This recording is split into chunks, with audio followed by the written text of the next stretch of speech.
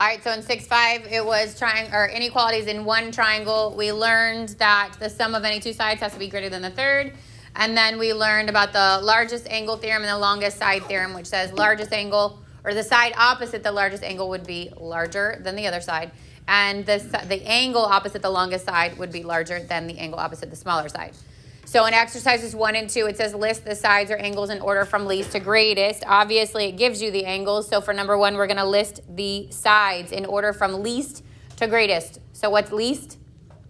AB, then comes BC, then comes AC. Easy stuff. 2, now we're given the side length. So that would be the angle theorem, right? Because that's what you're given. 2, now you're given the side length. So this is the longer side theorem. Give me least to greatest in angles, Mars.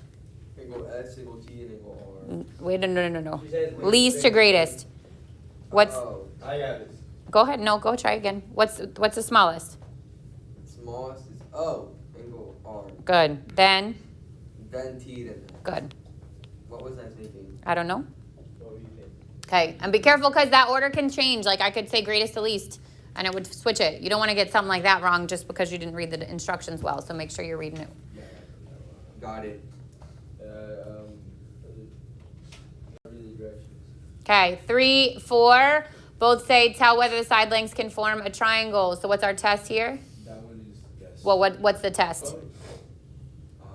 Like how do you know if it's yes or no? You add like the two least, so you add like 18 plus 35, and it's greater than 37. Okay, so this is yes.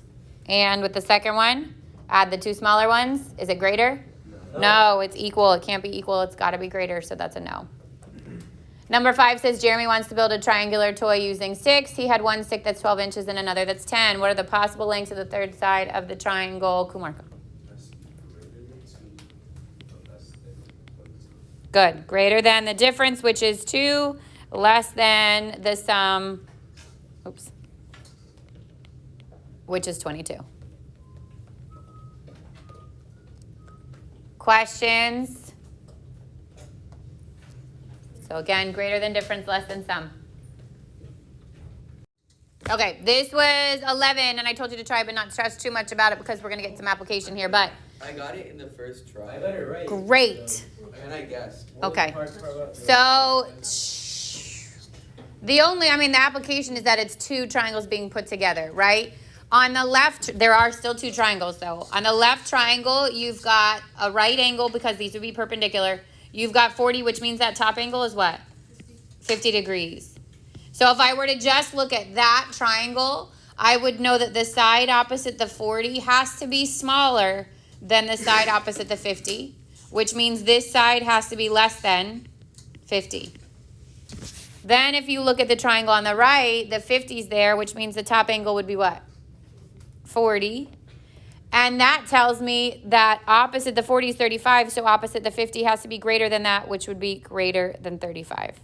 So when it asks you for the range there, it has to be greater than 35 and less than 50. And then I think most of you got B. Which angle measures would result in the closest estimate? Because if they were both 45, they would be isosceles, and then they would be the same.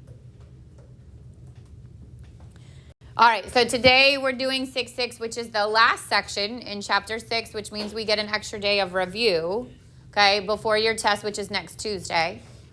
It's called Inequalities in Two Triangles. So we're going to learn a theorem and its converse to talk about the relationship between the two triangles. Yes? The test is next Tuesday. Yep. It's a week from today. There's no school Friday. Yeah. So we're going to review. I just said you have extra review. And tomorrow. All right, so the first theorem, which actually has a name, and it's a common name, it's called the hinge theorem. And it says if two sides of one triangle are congruent to two sides of another triangle, and the included angle of the first is larger than the included angle of the second, then the third side of the first angle is longer than the third side of the second angle. I'm going to let you write it out, and then I'm going to explain it. It's a lot of words for something that's it's a pretty common sense concept if you think about it. But I'm going to let you write it out first. All right, so In order for the hinge theorem to work, first of all, you have to have two triangles. And then in those two triangles, you have to have two pairs of sides that are congruent. So in the diagram that's drawn, AB is marked as congruent to DE, and AC is marked as congruent to DF. Those two things you have to have first.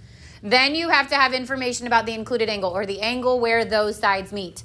The bigger the angle, the larger the side. Again, think about your hands, like if you put them together at your wrist and you spread them apart, if you keep those same hands, because they would be the same length, and you make them smaller, the side opposite's going to be smaller. If you spread it out, they're going to be longer, okay? So that's called a hinge theorem, because you're literally making a hinge and you're spreading it out, okay? So the bigger the angle in between, the bigger the side opposite it. So if this was the diagram I was given, I could make the conclusion that BC is bigger than EF, or vice versa, that EF is smaller than BC. But in order for this theorem to work, you have to have two pairs of sides marked as congruent, or that you can get them to be congruent, and you have to have information about the angles where they meet. Yeah.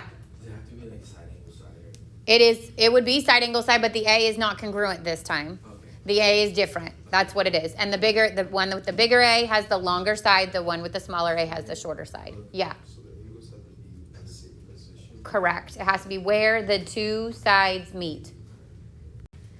All right. Then the converse to the hinge theorem says the reverse of that. If two sides of one triangle are congruent to two sides of another, so that part's still true, and the third side of the first is longer than the third side of the second, then the included angle of the first is larger than the included angle of the second.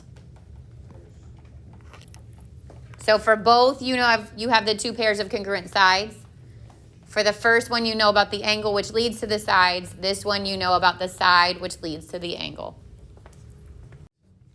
So if you look at, the diagram that's given to you there, what you have to be given is the two pairs of sides are congruent. So HJ is congruent to LM, and GJ is congruent to KM. That information has to be given. And then if I know that GH is larger than KL, the angle opposite GH, which would be angle J, is going to be larger than the angle opposite the angle opposite KL, which is M. So from this, you can get that angle J is greater than angle M, or angle M is smaller than angle J. So you could put it in either order. So how would we use this in like a proof? So it would be a what can you, it's more like a what can be determined, or what size can it be, and then why, justification, instead of a full-on proof. So you'll see it like this stuff. Given D is the midpoint of AC, and angle 1 is less than angle 2, what can you deduce? So start with the fact that it's a midpoint. What do we know if it's a midpoint? So if D is the midpoint, then these two are congruent. That's why it gives you that information. Those didn't have to be marked. It was in the instructions where it said midpoint. So that's my one pair of sides, right? I have two triangles. They're up against each other, but I have two triangles. One here and one here. So that's my one pair of sides. I still need a second pair of sides. Good. This is shared by both. If I was going to include that in a reason, the midpoint, I would have used the definition of the midpoint. And the BD equals BD, what would have been the reason there? Reflexive. So now I've got my two pairs of congruent sides, right? And then they gave me one more piece of information, which was that angle 1 is less than angle 2. So if 1 is less than 2, what do I know about the sides? That AB is greater than BC, or BC is less than AB. You could say either one. And which is this, the theorem or the converse? I can also deduce that AD is equal to BC. This is a regular theorem. This is the regular hinge theorem. I'm sorry, what'd you say, Santi? You can also what? Can we write H? Wait. No, right hinge. I also deduce that AD is equal to BC. Right, but we already did that, yeah. That's the definition of the midpoint, right? So that's already, if it's already given to you, that's not what you're deducing. Yeah, sure. All right, example 2. Now we're just completing with less than, greater than, or equal to. So look what you've got. Again, two triangles. They are shared. The side is shared, but they are still two separate triangles. What I know about them is that the 4 out here matches the 4 here, and you've got a reflexive side. So there's your 2 pairs of congruent angles. Now the other piece of information I have is the sides opposite those angles. So if 4 is bigger than 3, then what's true about the relationship between 1 and 2? That angle 2 is greater than angle 1. Other way around, right? Opposite the 4 would be bigger than opposite the 3, right? So 1 would be greater than 2.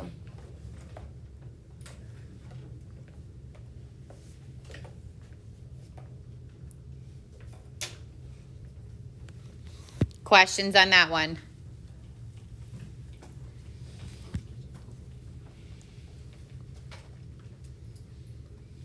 All right. Now, example 3 says to find the range of values for K. I still have 2 triangles, right? This top one and this bottom one. What's true about the sides? There are indeed These are already marked as congruent, and then dot L and Reflexive. the reflexive side is shared by both. So there's my 2 pairs of congruent sides. Now what? So now we know that. You have to set it equal. No. No. What do you know? Now, bro. Now we know that n is less than angle NLM. So this, which is this angle, is less than this. And how do you know that? Because PN is less than NLM. Which would be which theorem? The converse or the original? You were right. It's the converse. If you know the angle's bigger than the sides are bigger, that's the original hinge theorem. If you're using this sides to determine the angles, now it's the converse, right? like with a hinge. The- You start with The angle, right, yeah. Okay, so because 18 is smaller than 19, 5K minus 12 is going to be less than 38. or greater than or equal. I mean, no, less than or equal to 37. Why 37? Because that's 1 under. It doesn't, oh, no. So the relationship is not the same. No, buddy. I'm glad you said that. It just because these are 1 apart does not mean my angles are going to be 1 apart. So I can solve this. I'd add the 12. 5K is less than 50. And 5 divided by 5. K is less than 10. That's the biggest it can be is it has to be under 10. But it also needs a minimum. What's true about every angle measurement? Has to be greater than what?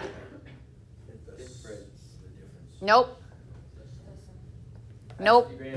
Now you're thinking sides. What would be true about an angle? Oh. 180. All 3 would have to add up to 180. What about an individual angle? It has to be greater than what? 60. Nope. No. You've never seen a 20-degree angle? Can you have a 1-degree angle? Yeah. Can you have a 0-degree angle? No. So the bottom range is always that it has to be greater than 0. So not only does 5K minus 12 have to be less than 38, but it also has to be greater than 0. So you can set it up as 2 separate ones. Like I can say this has to be greater than 0. Points off if I put greater than if I don't put that. Yeah, because it wants both of them. So it has to be greater than 12/5, but less than 10. What about 0.1? That would be, so it could be literally 0.00001 and still work. That's why it has to be greater than 12/5. 12/5 would make it 0. So it has to be bigger than that. So you can actually do this in one, like when you set it up at the beginning, you could have done 5K minus 12 has to be less than 38, but greater than 0. And you could have kept it all together in one statement, or you can separate it out. It doesn't matter. But then the angle has to be greater than 0, and then it has to be, in this case, it had to be less than the 38. But if let's say you put a value between those two, the angle would change because it's like a different like angle. So let's say you put in Well, if you physically measured this, then you would get an exact measurement. But we don't have you don't have a way to do a protractor on that, right? So if you actually had something where you measured 18, whether it was inches or centimeters, whatever, 18 and 19, and then you measured the 38 and you did the rest of it, then you could find an exact measurement there. But this is just a range. We don't have that we don't have those tools, so it's a range. So it has to be greater than 0. And then in this case, it has to be less than the 38 because of the converse of the hinge theorem. So in the homework, it's going to do the same thing. It's going to give you the range. It's got to be greater than 0 and then less than or whatever the other side is. Mars. So it's always gonna be greater than 0. Correct. That's what always we have to put. Correct. Well, you have to figure out what value would make it greater than 0. Yeah, but yeah. but like, Cool. When you get the work up there, can you just write it very fast? Yeah. We do that thing where we, like, let's say you were dividing by a negative with this sign flip. Yep. So here it would be a positive, right? Like if I solve this compound inequality, I could do it all together. It would be 12 is less than 5k, which is less than 50. If, let's just say that was a negative 5, all my signs would flip. But because it's positive, they stay. that's like a shortcut, right? So keeping it, yeah, it's faster to keep it all together like that. Then you don't have to separate it out. Alright, I'm gonna write it down. Yeah. Wait, so where it says 12 divided, it could just be any number that would lead to 0? It's whatever's going to make k 0. Yeah, it's got to be greater than that. Because it can't be a negative, it can't be a negative value, and it can't be 0, like the angle itself. Questions? All right, I think there's one in the homework that's kind of like that you need to show the work. The rest is you're good to go. And that's it, folks. So 6, 1, 2, and 3 were all those special, the angle bisector, the perpendicular bisector, the median, and the altitude, all the point of concurrency for all of them, the theorem for all of them, all of that stuff that was on the quiz, which hopefully I'll get back to tomorrow. Should come tomorrow, yeah, tomorrow during class. And then 6, 4, we added the mid-segment theorem, which was that super easy one in the inside, right? That's half the length and parallel to the third side. And then we did inequalities in one triangle and inequalities in two triangle. This should be a straightforward test if you know your vocab terminology and the application of like where are the points of concurrency, that kind of stuff happens from the first 3 sections. The rest of it is straightforward. Like it's not tricky. There's no proof. Like that stuff should be easy.